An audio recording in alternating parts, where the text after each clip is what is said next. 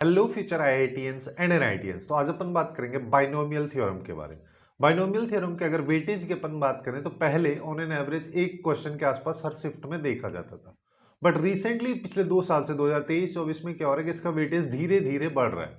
Even JEE mains 2024 के अप्रैल session में एक शिफ्ट में तीन तीन क्वेश्चन इस चैप्टर से देखे गए। इस वजह से जेई मेंस के लिए वाला चैप्टर काफी ज्यादा इंपॉर्टेंट हो जाता है। तो यहाँ पे अपन इसके हर टाइप के क्वेश्चंस के बारे में बात करेंगे, चाहे वो रिमाइंडर का हो या फिर nth टर्म में भी कई सारे टाइप के क्वेश्चंस बनते हैं, उसके साथ साथ एनसीआर वाले सीरीज के बेसिस पे भी कई सारे क्वेश्चंस बनते हैं।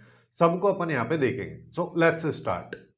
तो हम फर्स्ट क्वेश्चन से स्टार्ट करते हैं जो कि एकदम बेसिक सा क्वेश्चन है ना, काफी ज्यादा सिंपल क्वेश्चन है। यहाँ पे क्या, सबसे पहले अपन थोड़ा बेसिक अंडरस्टैंड कर लेते हैं। जैसे यहाँ पे क्या बोला है कि हमारे पास में एक एक्सपेंशन है और इसमें सिक्स्थ टर्म जो है वो 5600 अपने को दे रखे है। वैसा हो सकता है सिक्स टर्म पूछ लेता, बट यहाँ पे दे रखी है, फिर बोला कि ये जो एक्स वेरिएबल यहाँ पे यूज हुआ है इसका वैल्यू अपने को बताना है। अब देखो यहाँ पे सबसे बेसिक चीज जो अपने को पता होनी चाहिए, T R plus one actually में किसके बराबर होता है, ये होता है एन सी आर। और अगर मान लो हम ए प्लस बी की पावर एन के बारे में बात कर रहे हैं तो यहाँ पे ए की पावर एन माइनस आर हो जाएगा और बी की पावर हो जाएगा आर।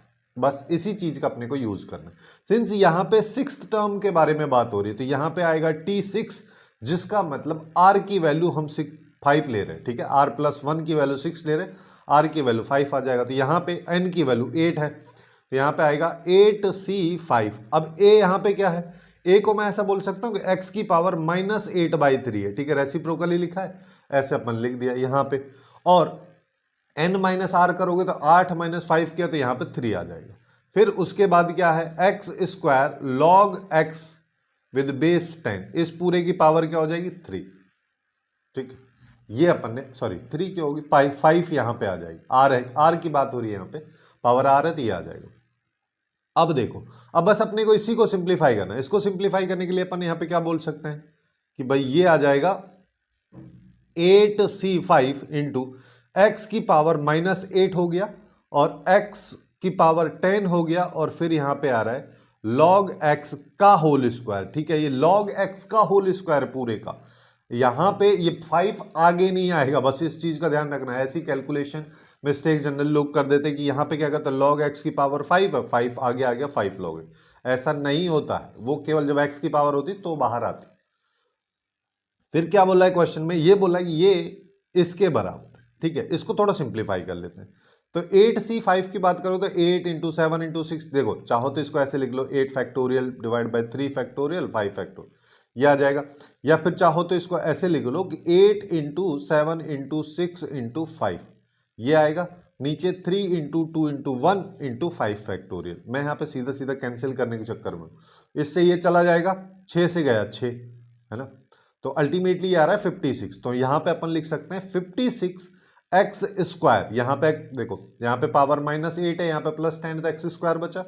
और क्या बच रहा है, और यहां पे बच रहा है log x विद बेस 10 का पावर अपने को 5 मिल रहा है इक्वल टू 5600।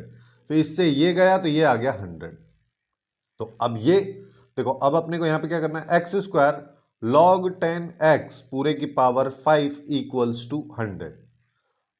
तो ये तो केवल तभी हो पाएगा जब x इक्वल टू 10 होगा, जिससे कि क्या एक्स स्क्वायर करोगे तो 100 हो गया, और जब x की जगह 10 रखोगे तो log 10 विद बेस 10, इसकी वैल्यू 1 होती है, फिर चाहे पावर कुछ भी हो, क्या फर्क पड़ना। तो यहाँ पे x की वैल्यू हमारे पास में 10 आ जाएगी और ये इस क्वेश्चन का करेक्ट आंसर हो जाएगा। एकदम बेसिक सा क्वेश्चन है, कुछ खास अपने को यहाँ पे करना नहीं।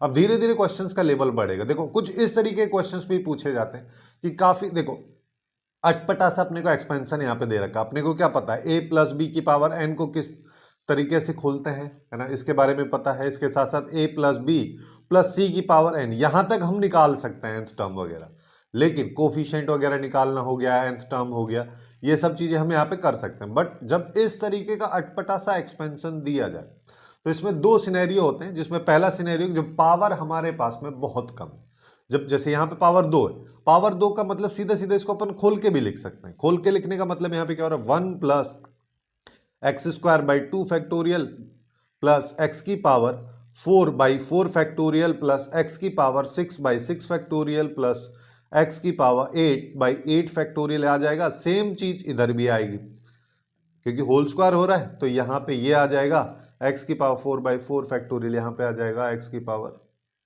ये यहाँ पे आएगा और ये। अब मेरे को क्या चाहिए, अब मेरे को इन दोनों को मल्टीप्लाई करना है, मेरे को चाहिए x की पावर 8 का कोफिशिएंट। तो अपने को यही देखना है कि जब ये दोनों वैल्यूज आपस में मल्टीप्लाई हो रही है तो x की पावर 8 कहाँ बन रहा है। सबसे पहला केस कब बनेगा, जब 1 को अगर इससे 1 से मल्टीप्लाई करोगे तो कुछ नहीं बनेगा, 1 को अगर एक्स स्क्वायर से मल्टीप्लाई करोगे तो एक्स स्क्वायर वाली टर्म बनेगी।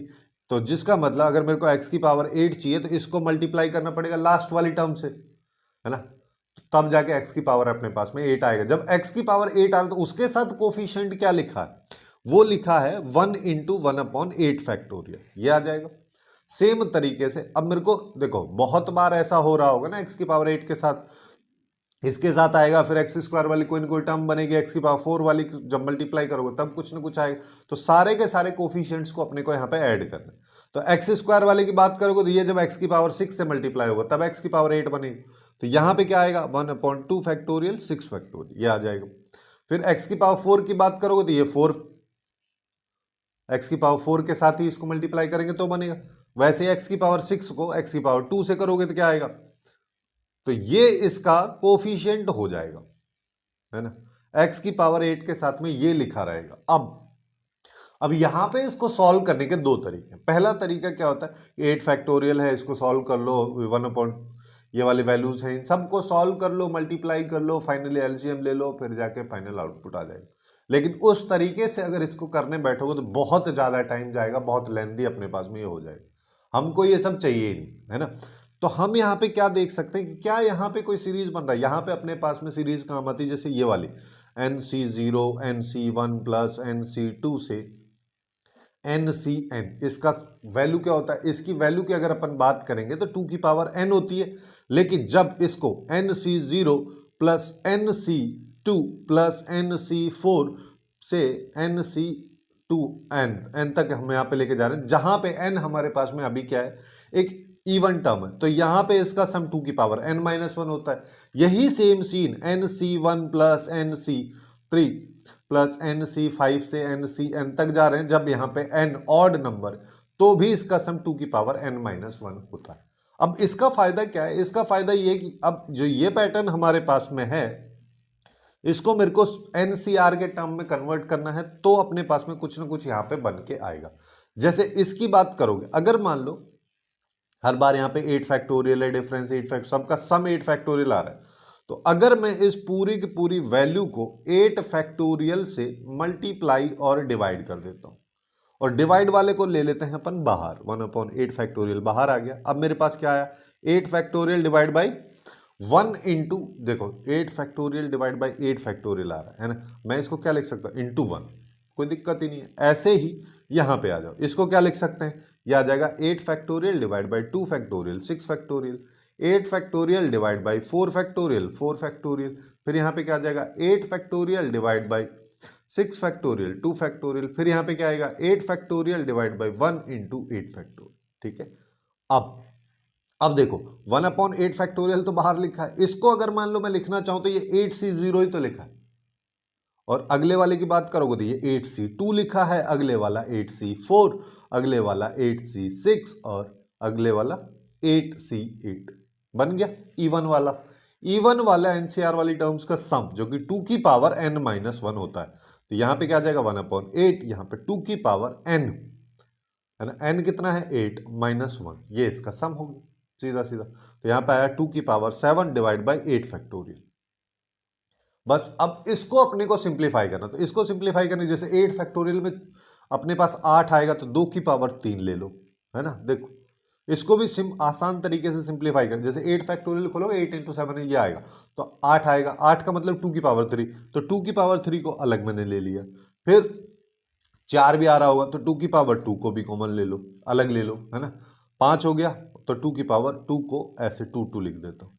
यहाँ पे इसको खोल लेते हैं, 8 × 7 × 6 × 5 4 3 2 1, ये आ जाएगा। अब देखो इससे गया ये, इससे गया ये, 2 से गया ये, 2 से गया ये, तो मेरे पास आ रहा है 1/7 × 3 × 5 × 3। ठीक है, ये अपने पास में इसकी वैल्यू आ रही है। तो यहाँ पे क्या हो गया, 21 इंटू 3 करेंगे तो 63 को 5 से 5 और ये 31 315 हो गया, खत्म। इस तरीके से अपन इसको काफी आसानी से कैलकुलेट कर सकते हैं। वरना दूसरे वाले अप्रोच में जाते इसको सिंप्लीफाई करने वाले तरीके से अगर अपन इसको करते तो बहुत ज़्यादा टाइम यहाँ पे लग जाता है, एलसीएम वगैरह लेने में बहुत ज़्यादा दिक्कत हो जाती है। तो ये वाली अप्रोच काफ़ी इजी लगती है ना। अब नेक्स्ट क्वेश्चन पे आते हैं। कुछ इस तरीके के क्वेश्चंस भी होते हैं जहां पे अपने पास एक्सपेंशन में दो टर्म्स होती, एक पे पावर रहती है, दूसरे पे पावर नहीं रहती है। फिर यहाँ पे बोला है कि एक्स स्क्वायर का कोफिशिएंट अपने को यहाँ पे बताना है। और टाइप के क्वेश्चंस को भी अपन करेंगे, बट पहले जो कोफिशिएंट वाले क्वेश्चंस हैं उन सब के टाइप्स को देख लेते हैं, है ना। यहाँ पे काफी टाइप के क्वेश्चन जनरली पूछे जाते हैं, तो जो हर टाइप के क्वेश्चन यहाँ पे पॉसिबल है उन सबको मैं यहाँ पे करा दे रहा हूँ, जिससे कि आपकी जेईई मेंस की प्रिपरेशन में काफी अच्छा इंप्रूवमेंट हो जाए, काफी अच्छे से आप जेईई मेंस में अपना स्कोर को बूस्ट कर पाए। तो यहां पे अब देखो, मेरे को एक्स स्क्वायर का कोफिशिएंट चाहिए जब सिंगल टर्म होती है, यानी कि जब कोई पावर अपने को नहीं दे रखी होती, तो अपन यहां पे बात कर सकते हैं। जैसे मैं यहां पे इसको खोल के लिख सकता हूं। क्या लिख सकता हूं, सबसे पहले 1 के साथ में मल्टीप्लाई हो रहा होगा, तो ये 1 प्लस 1/x की पावर 10 ये आएगा। फिर माइनस x के साथ ये मल्टीप्लाई होगा, x प्लस 1/x की पावर 10। फिर 2x स्क्वायर के साथ ये मल्टीप्लाई होगा। मैं बस समझाने के लिए अभी कर दे रहा हूं, इतना करने की तुमको जरूरत नहीं, डायरेक्टली भी कर सकते। जैसे अब यहां पे अगर मान लो मेरे को पूरा कोफिशिएंट चाहिए, तो यहां पे जो कोफिशिएंट आ रहा होगा, यहां पे जो कोफिशिएंट आएगा बीच में माइनस है तो माइनस लग जाएगा, यहां पे जो कोफिशिएंट आएगा बीच में प्लस है तो प्लस लग जाएगा। तो यहां पे सबसे पहले मेरे को पहले वाले में किसका कोफिशिएंट देखना है, यहां पे मेरे को एक्स स्क्वायर का, क्योंकि इसके साथ कुछ है ही नहीं। यहां पे एक्स की पावर 1 इसके साथ ऑलरेडी मल्टीप्लाई है, तो एक्स स्क्वायर का कोफिशिएंट कब बनेगा, जब ये मेरे को x की पावर 1 का कोफिशिएंट देगा, तभी तो एक्स स्क्वायर बनेगा।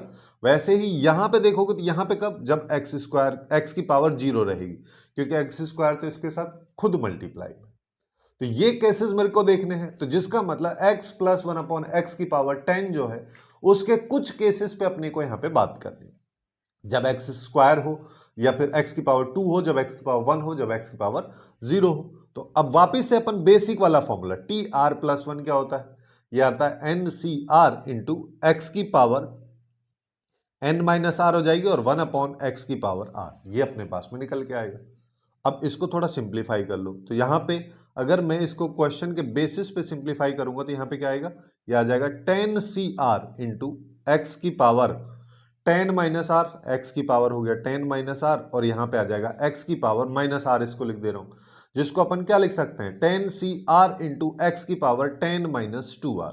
अब क्वेश्चन के अकॉर्डिंग जो अपन प्रोसेस ऊपर अभी यहां पे अप्लाई किए हैं उसके बेसिस पर अपन क्या बोल सकते हैं, मेरे को एक्स स्क्वायर चाहिए, यानी कि जो 10 माइनस 2R की वैल्यू है वो 2 के बराबर एक बार होनी चाहिए, है ना। तो एक्स स्क्वायर वाला कोफिशिएंट जब मेरे को चाहिए रहेगा, तो यहां पे 10 माइनस 2R ये 2 के बराबर होगा, तो यहां पे 2 को लेफ्ट में लेके आओगे तो 8 बचेगा, इधर 2R हो जाएगा। R की वैल्यू जब 4 होगी तो ये एक्स स्क्वायर वाला कोफिशिएंट अपने को बन रहा होगा, ये वाला टर्म, ठीक है।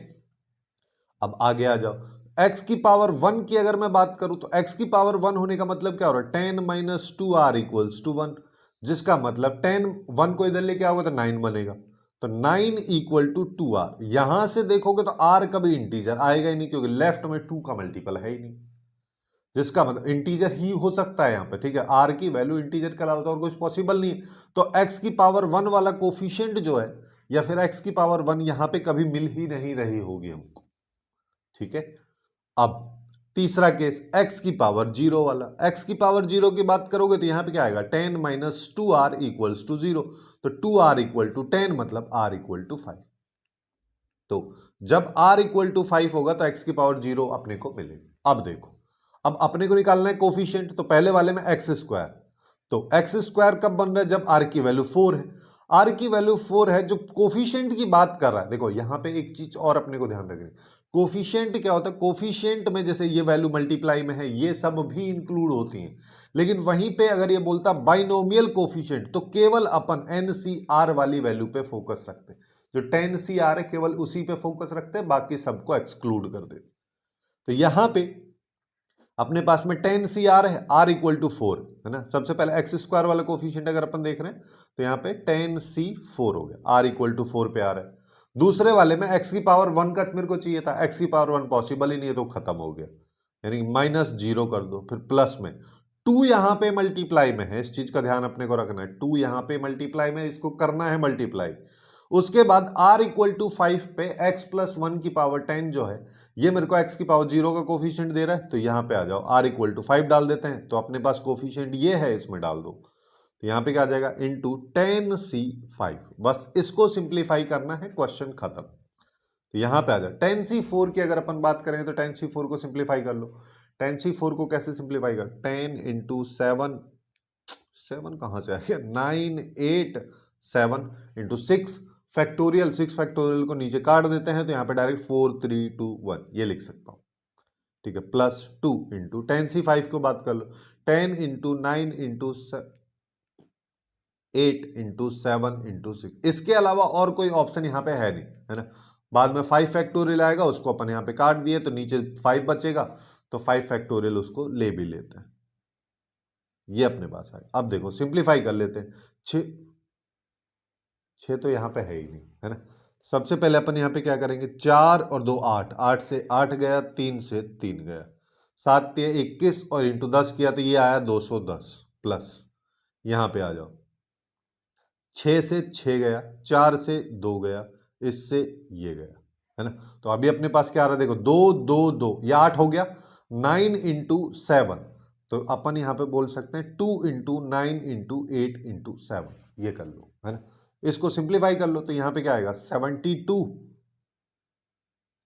इंटू 7, तो हाँ चलिए यहां पे इसको कर लेते हैं, 72 इंटू 7 किया तो ये अपने पास में 504 आ गया, ठीक है।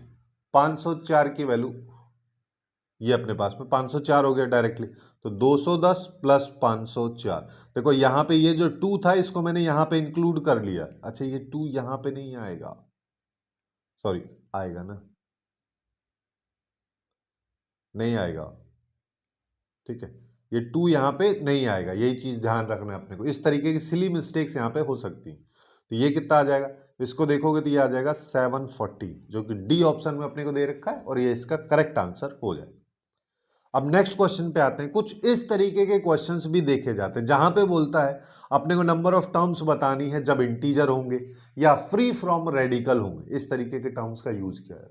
फ्री फ्रॉम रेडिकल का मतलब यहां पे इर्रेशनल नंबर इसमें नहीं बन, जैसे यहां पे अगर मान लो वेरिएबल होता है एक्स, तो एक्स की पावर जो है इंटीजर होनी चाहिए।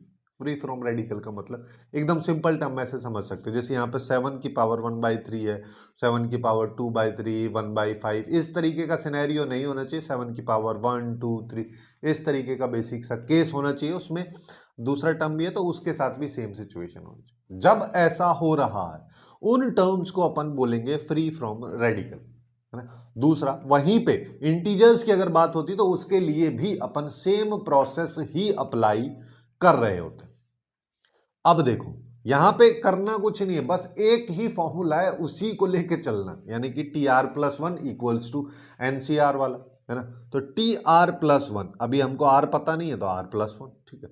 यहां पे NCR 6561 CR, R की वैल्यू भी नहीं पता, 7 की पावर 1/3 तो ऑलरेडी दे रखा है, यहां पे 6561 माइनस R कर देंगे, फिर उसके बाद 11 की पावर 1/9 और पूरे की पावर R। तो अब अगर मान लो मेरे को ये इंटीजर चाहिए, तो 6C65R, ये तो इंटीजर ऑलरेडी रहेगा, है ना, इसकी तो कोई लेना देना नहीं है। बात यहां पे है या फ्री फ्रॉम रेडिकल चाहिए, तो यहां से इरेशनल नंबर तो यहां से तो आएगा नहीं, है ना। मेन कहानी इसकी वजह से होगी, तो यहां पे क्या आ रहा है 6561 माइनस R/3 इंटू 11 की पावर R/9, यहां से होगी। अगर मैं यहां पे बोल दूं 6561 माइनस R/3 ये इंटीजर हो और R/9 ये भी इंटीजर हो, जब ऐसा होगा तो R की उन वैल्यूज पे अपने को जो टर्म्स हैं वो फ्री फ्रॉम रेडिकल मिलेंगी, तो वो कौन कौन सी टर्म है उसी को देखने के लिए अपन यहां पे क्या कर सकते हैं जैसे देखो 6561 की अगर मैं बात करूं तो दोनों जो है यहां पे अपन ऐसा बोल सकते हैं कि 6561 minus R/3 and R/9, are जो है 9 का डिविजिबल होना चाहिए, है ना, आर 9 से डिविजिबल होना चाहिए, उसके साथ साथ 6561 माइनस आर जो है ये 3 से डिविजिबल होना चाहिए। वैसे अगर देखोगे तो 6561 जो है 6 2, है ना, हाँ 6, अगर मैं चाहूं तो इसको ऐसे भी लिख सकता हूं ना, 6/3 माइनस आर बाई 3, ये तो ऑलरेडी डिविजिबल है ना, कि डिवाइड करके देखोगे तो 2 आ जाएगा, और फिर 1 आया 26 हो गया, 26 तो 21 24 हो गया, है ना, 24 हो गया, और 2 बचा तो 7 21, ये हो गया माइनस आर बाई 3। अब अगर मान, और एंड आर बाई 9, है ना, मैं क्या चीज समझा रहा हूं ये देख लो, कि अब क्या हो रहा है कि अगर मान लो मेरे को इसको इंटीजर बनाना है तो यहां पे मेरे को क्या देखना है कि आर जो है 3 से डिविजिबल भी होना चाहिए, आर 9 से डिविजिबल भी होना चाहिए। अब जब 9 से जब डिविजिबल हो रहा होगा तो 3 से तो ऑटोमेटिकली हो जाएगा, तो केवल मैं अगर लास्ट वाले पे ही फोकस रख लूं तो मेरा काम बन जाएगा। वैसे दोनों पे भी करोगे तो भी कोई दिक्कत नहीं है। जैसे लास्ट वाले पे अगर मान लो मैं करता हूं, दोनों को मैं बता देता हूं।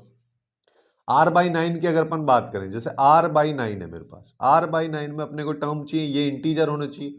आर बाई 9 की मैक्सिमम वैल्यू 6561 हो सकती है, मिनिमम वैल्यू 0 हो सकती है, ठीक है, सॉरी आर की, आर बाई 9 की नहीं, आर की।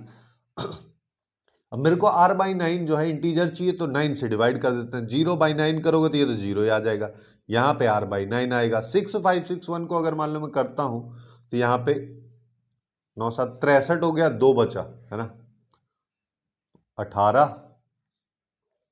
और यहां पे 5, ये अपने पास में आर, सॉरी 5 नहीं आएगा यार, देखो यहां पे आएगा 9 पॉइंट समथिंग, ये अपने पास में निकल के आ पॉइंट समथिंग, हाँ हो गया ना, ये सीधा सीधा ही हो गया, ठीक है, ये अपने पास में आना चाहिए, जिसका मतलब जब r की वैल्यू 0 से 6561 तक है तो अपने पास टोटल कितनी टर्म है, 6562 ऐसी r की इंटीजर वाली टर्म है ना। लेकिन जब r बाई 9 को मैं ले रहा हूं तो इंटीजर वाली टर्म कितनी है, 0 है, 1 है, 2 है, और टोटल 729 तक जा रहा है, जिसका मतलब टोटल नंबर ऑफ टर्म्स यहां पे, total number of values of r कितनी है, 730। तो 730 r की वो वैल्यूज है जिसपे r बाई 9 अपने को इंटीजर बनेगा। जब r बाई 9 इंटीजर बन रहा हो तो 11 की पावर इंटीजर बनेगी, और इसके पहले वाला तो ऑब्वियसली बन ही जाएगा। तो यहां पे इस क्वेश्चन का आंसर की अगर बात करोगे तो यहां पे क्या पूछा है, यहां पे पूछा है कि अगर सारी की सारी टर्म्स को एक k बोल देता तो k बाई 10 कितना हो जाएगा, 10 से डिवाइड कर दो, 73, यहां पे इसका आंसर अपने पास में निकल के आ जाएगा। दूसरी चीज यहां पे जैसे देखो, जो मैं बोल रहा था कि इसको भी चेक कर लेते हैं, कि जब हमको पता है कि r जो है 6561 से 0 के बीच में है, अब मेरे को यहां पे ये करना है, तो मैं यहां पे इसको माइनस आर कर देता हूं, -1 से अगर मैं इसको मल्टीप्लाई करूंगा तो ये साइन इधर चला जाएगा, ये इधर चला जाएगा, ये इधर आ जाएगा, यहां पे माइनस लग जाएगा। अब मैं यहां पे क्या करता हूं, मैं यहां पे 6561 को ऐड कर देता हूं, ऐड करोगे तो ये 0 हो जाएगा, यहां पे आएगा 6561 माइनस आर, यहां पे क्या आ जाएगा, ये आ जाएगा अपने पास 6561, ठीक है। अब डिवाइड बाय 3 कर दो, जब डिवाइड बाय 3 करेंगे तो ये तो 0 ही रहने वाला है ना, ये 0 हो जाएगा, यहां पे ये वाला पोर्शन जो है बाय 3 में जो ऐसा था वो आ जाएगा, और इसको डिवाइड बाय 3 करोगे तो 6561 वाला अपने पास में यहां पे आ जाएगा। ऑब्वियस सी बात है, यहां पे नंबर ऑफ टर्म्स 6561 को जब 3 से डिवाइड करोगे तो ज्यादा आएंगी, बट वो 3 से डिविजिबिलिटी वाली है। लेकिन जब अपने को 3 से और करना है, यानी कि 9 से करना है, तो अपने पास और टर्म्स कम हो जाएंगी, जो कि टोटल 730 अपने पास में टर्म्स निकल के आएंगी। और यहां पे अगर अपन k बाई 10 की बात करें तो सीधा सीधा इसका आंसर 73 हो जाएगा। अब नेक्स्ट क्वेश्चन की बात करते हैं। नेक्स्ट क्वेश्चन में बेसिकली रिमाइंडर पूछा है ना, इस तरीके के क्वेश्चंस भी जेईई मेंस में काफी पूछे जाते हैं बाइनोमियल थ्योरम से रिलेटेड। अपने पास एक वैल्यू दे देगा, एक नंबर दे देगा, बोलेगा अगर इसको इतने नंबर से डिवाइड किया जाता है तो रिमाइंडर यहाँ पे क्या बच रहा है। अब रिमाइंडर निकालने के लिए अपन यहाँ पे क्या कर सकते हैं, देखो बेसिक सा अप्रोच जो है, बेसिक फॉर्मूला जो होता है इसका, यानी कि वही TR+1 या फिर x+y की पावर n जो है, इसकी वैल्यू क्या होती है, r इक्वल टू 0 से n सी आर एक्स की power n minus R Y की पावर r।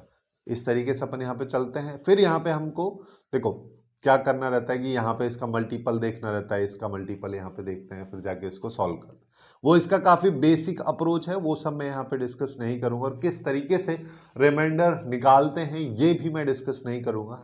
हालांकि बाइनोमियल थ्योरम के चैप्टर से रिलेटेड मेरे पास में प्लेलिस्ट है जिसका लिंक आपको नीचे डिस्क्रिप्शन में मिल जाएगा, उसमें रिमाइंडर किस तरीके से निकाली जाती है उससे रिलेटेड एक वीडियो आपको मिल जाएगा, आप वो वीडियो चेकआउट कर सकते हैं। वहाँ पे काफ़ी थोरोली अपन ने बात किया है कि किसी भी वैल्यू का रिमाइंडर कैसे निकाला जाता है। हालांकि मैं यहाँ पे बेसिक अप्रोच पे सीधा सीधा फोकस ना करते हुए डायरेक्टली बताऊँगा। जैसे यहाँ पे 3 है, सबसे पहले मेरे को 13 ये जो है इसको 15 का मल्टीपल अपन बना लेते हैं। सबसे आसान क्या रहेगा कि 15 - 2 कर दो, 13 बचा, ये 51 डिवाइड बाई 50। जब अगर मैं कर रहा हूं और जो अभी फॉर्मूला अपन ने देखा तो वहां पे x की पावर n - 1 जब है तो ये 15 जब जब होगा तब ये 15 से डिविजिबल होगा।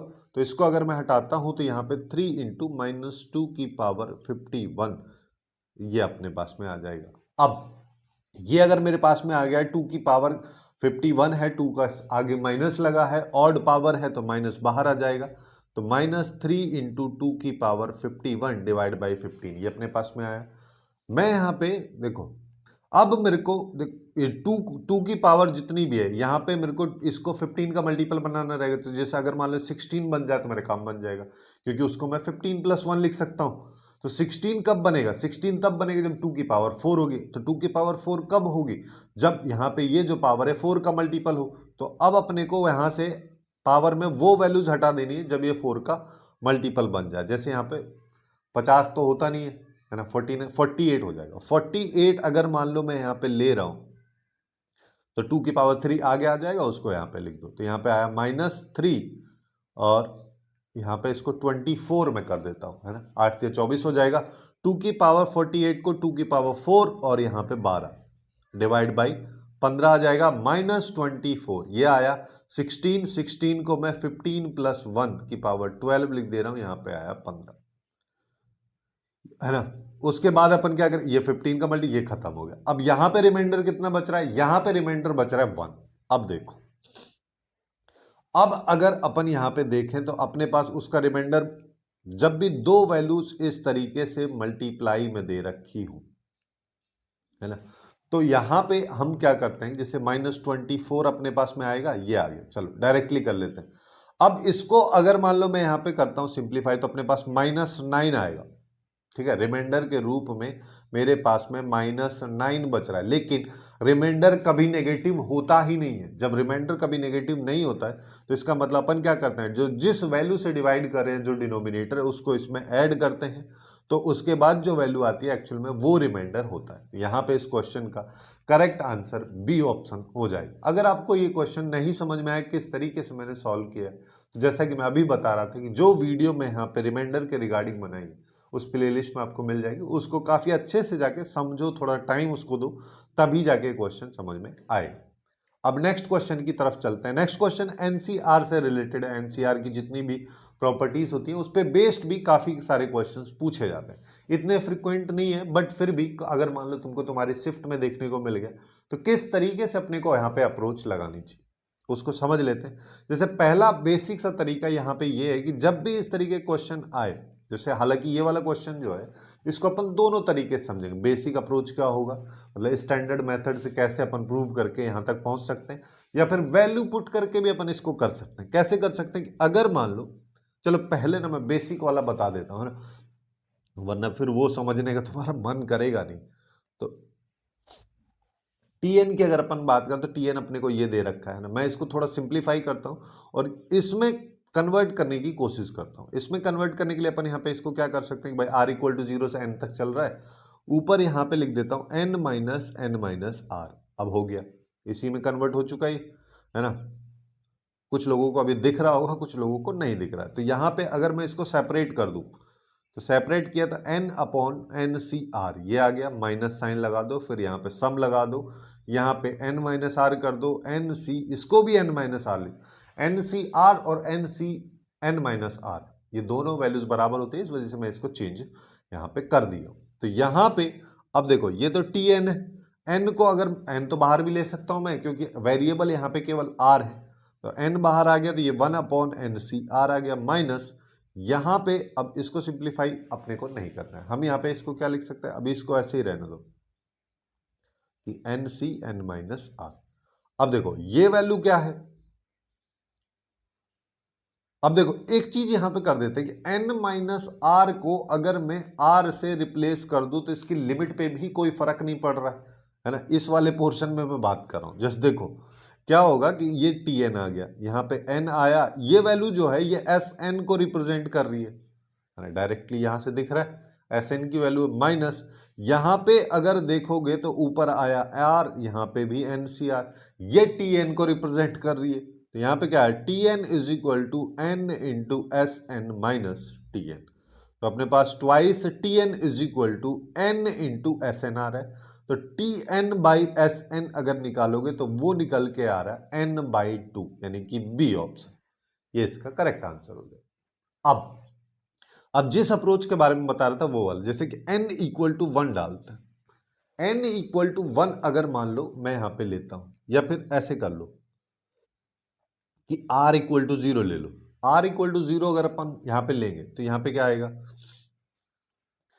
tn की वैल्यू अगर निकालोगे, r इक्वल टू जैसे ही हमने 0 लिया था, ये तो बने क्या nc0 की वैल्यू 1 होगी, ऊपर आएगा 0 न्यूमरेटर में, जिसका मतलब tn की वैल्यू हो गई 0, है ना।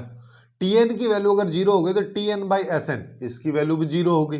अब ऑप्शन में देख लो किस में 0 हो रहा है, इसको छोड़ के किसी में हो ही नहीं रहा, ठीक है, तो ये इसका आंसर हो जाएगा। दूसरा तरीका ऐसा भी हो सकता है कि यहां पे अगर मान लो अपने को ऐसा होता है कि इस ऑप्शन में भी ये सेम चीज हो रहा होता है जैसे बी में हो रहा है, तो फिर अपने को n इक्वल टू 1 ले लो, है ना, और r इक्वल टू 0 ले लो, उस पर सिंप्लीफाई कर लो, फिर n इक्वल, अगर उस पर भी 2 ऑप्शन आ रहे तो फिर n इक्वल टू 2 पे आ जाओ, फिर इधर कर लो। ये वाली अप्रोच तुम काफी आसानी से इसको लगा सकते हो और इसमें उतना टाइम लगता भी नहीं है, 2 स्टेप में खत्म भी होगी, है ना। वैसे जो काफी डरावना क्वेश्चन दिख रहा था। अब नेक्स्ट क्वेश्चन पे आते हैं। नेक्स्ट वाला क्वेश्चन काफी अच्छा क्वेश्चन है, यहाँ पे कन्वर्जन वगैरह का यूज अपने को करना है। कन्वर्जन का मतलब ये वैल्यू 2 मल्टीप्लाई में दे रखी है और ये इसके बराबर, तो k की वैल्यू अपने को निकालनी। इसको निकालने के लिए मेरे को यहाँ पे इसको कन्वर्ट करना ही पड़ेगा, बिना कन्वर्ट किए हुए निकलेगी नहीं। जैसे यहाँ पे राइट साइड में अगर देखोगे तो ये अपने को क्या दे रहे, ये कह रहा है कि ये वैल्यू इसके बराबर है 50 बाई 25 फैक्टोरियल बाई 25, ये। अब ऐसा फॉर्मेट मेरे को वहां पे बनाना पड़ेगा लेफ्ट में, और उसको फिर अपन इससे रिप्लेस कर देंगे और बाकी जो बचा वो सब के बराबर, ऐसे सोचना है, ठीक है। तो यहां पे अगर मान लो मैं इसको सिंप्लीफाई करता हूं तो 50 सी आर को अपन क्या लिख सकते हैं, 50 factorial divide by R factorial और 50 माइनस आर फैक्टोरियल इनटू दूसरे वाली value 50 minus R factorial divide by 25 minus R factorial और 55 minus R minus 25 minus R. ये अगर मान लो मैं करता हूं तो यहां पे बचता है 25, ठीक है। तो डायरेक्टली मैं इसको लिख दे रहा हूं, तो यहां पे आएगा 25 फैक्टोरियल। अब देखो इससे गया ये, ठीक है। दूसरा चीज मेरे को क्या चाहिए, 50 फैक्टोरियल डिवाइड, देखो 50 फैक्टोरियल मेरे को चाहिए, मिल गया, 25 इधर चाहिए, वो भी मिल गया, एक एक्स्ट्रा और 25 फैक्टोरियल जो कि है नहीं तो अपन ऐड कर देते हैं, मतलब मल्टीप्लाई कर देते हैं। मल्टीप्लाई करने के बाद में अब देखो क्या हो रहा है, 50 factorial divide by 25 factorial divide by ये वाला पोर्शन को मैं अलग लेता हूं। बाकी क्या बच रहा है, ऊपर बच रहा है 25 फैक्टोरियल, नीचे की बात करोगे यहां पे आर फैक्टोरियल, और यहां पे आ रहा है 25 माइनस आर फैक्टोरियल। ये अपने पास में इसकी वैल्यू आ रही। अब देखो अगर मान लो इसको तो मैं 50C25 लिख भी सकता हूं, और यहां पे कोई वेरिएबल है ही नहीं, आर का यूज यहां पे हो नहीं रहा। जब आर का यूज नहीं हो रहा तो ये समेशन के आगे चला जाएगा, तो अपने पास समेशन ऑफ, यहां पे अगर इसको देखोगे तो ये एक्चुअली में क्या है, ये अपने को रिप्रेजेंट कर रहा है 25CR को, इस चीज को रिप्रेजेंट कर रहा है ये पूरा पूरा वैल्यू, और यहां पे आर की वैल्यू 0 से 25 तक, है ना। अब अगर तुम देखोगे तो एक्चुअली में के यही है, यही तो वैल्यू है के की, क्योंकि ये वाला पोर्शन तो अपन ने इसके इक्वल कर दिया। अब ये वैल्यू अगर के की है तो बस इसको सिंप्लीफाई करना है। सिंप्लीफाई करने के लिए अपन इस सीरीज को खोल देते हैं, तो क्या आ रहा है, ये आएगा 25C0 plus 25C1 plus 25C2 plus 25 C3 इस तरीके से चलता जा रहा है, कहाँ तक जा रहा है 25 C25। तो NC0 plus NC1 plus NC2 जिसके बारे में काफ़ी पहले अपन ने बात की थी, वो सीरीज की अगर अपन बात करें तो उसका सम क्या होता है 2 की पावर n यानी कि 2 की पावर 25, जो कि अपने को ए ऑप्शन में दे रखी, खत्म, कुछ करना है ही नहीं खास।